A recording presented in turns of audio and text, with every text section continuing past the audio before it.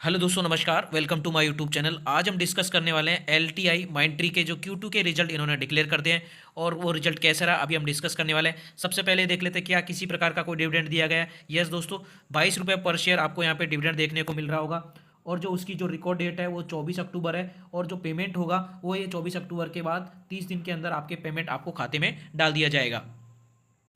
दोस्तों, जब तक आपने मेरे चैनल को सब्सक्राइब नहीं किया तो दोस्तों सब्सक्राइब कर लीजिए। और अभी आप यहाँ पे देखने वाले हैं कि जो इनकी जो Q2 के अंदर जो टोटल इनकम आई है रेवेन्यू फ्रॉम ऑपरेशन और इन अदर इनकम से, यहाँ पे आपको देखने को मिली होगी। दोस्तों, ये जो डाटा दिया गया है वो मिलियंस में दिया गया है, मैं आपको करोड़ में कन्वर्ट करके बताने वाला हूँ।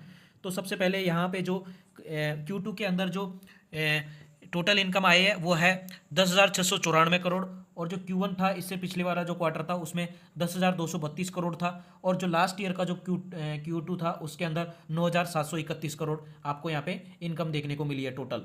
तो अभी हम कंपैरिजन करते हैं दोस्तों, इस Q2 को Q1 के साथ अगर कंपैरिजन करते हैं तो Q1 की तुलना में Q2 के अंदर 5% का आपको यहाँ पे जंप देखने को मिला है इनकम के अंदर। और इसी प्रकार अगर हम ईयर ऑन ईयर की कंपैरिजन करते हैं दोस्तों तो आपको यहाँ पे 10% का आपको रेवेन्यू के अंदर यानी इनकम के अंदर जंप देखने को मिला है, जो काफ़ी अच्छा हम साइन देखने को मिल सकता है।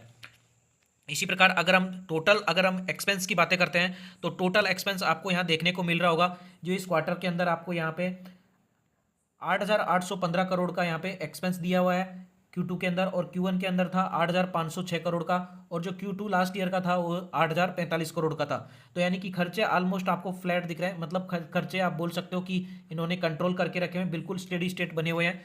इसके प्रकार अगर हम बाद में बात करते हैं कि जो प्रॉफिट आफ्टर टैक्स यानी कि जो पूरा खर्चे काटने के बाद जो इस प्रकार इस पीरियड के अंदर अपने को कितना प्रॉफिट देखने को मिला, Q2 के अंदर आपको मिला 1,381 करोड़ का और जो Q1 था लास्ट क्वार्टर का वो था 1,254 करोड़ का और जो लास्ट ईयर का जो Q2 था उसमें 1,251 करोड़ का यहाँ पे प्रॉफिट नेट प्रॉफिट देखने को मिला। तो दोस्तों, अगर हम कंपेरिजन करते हैं Q2 को Q1 के साथ तो Q2 के अंदर इस बार 10% का आपको नेट प्रॉफिट में जंप देखने को मिला है Q1 की तुलना में। इसी प्रकार अगर ईयर ऑन ईयर कंपैरिजन करते हैं तो आपको फिर से आपको लगभग 10% के आसपास ही यहाँ पे जंप देखने को मिला है। यानी कि आप बोल सकते हो रेवेन्यू के अंदर यानी इनकम के अंदर Q1 5% का जंप देखने को मिला और ईयर ऑन ईयर 10% जंप देखने को मिला है। इसी प्रकार अगर हम टोटल एक्सपेंस काटने के बाद अगर नेट प्रॉफिट की बात करते हैं तो इस Q2 के अंदर 10% का जंप देखने को मिला है, 10% का जंप देखने को मिला है। और इस प्रकार अगर ईयर ऑन ईयर कंपैरिजन करते हैं तो भी 10% के आसपास ही जंप देखने को मिला है। यानी कि आप बोल सकते हो कि जो आईटी कंपनी जितने भी हैं उनका जो रिजल्ट है वो काफ़ी अच्छा देखने को मिल रहा है। इसी प्रकार अगर ईपीएस की बात करते हैं तो ईपीएस आपको यहाँ देखने को मिल रहा होगा इस क्वार्टर के अंदर 47 रुपये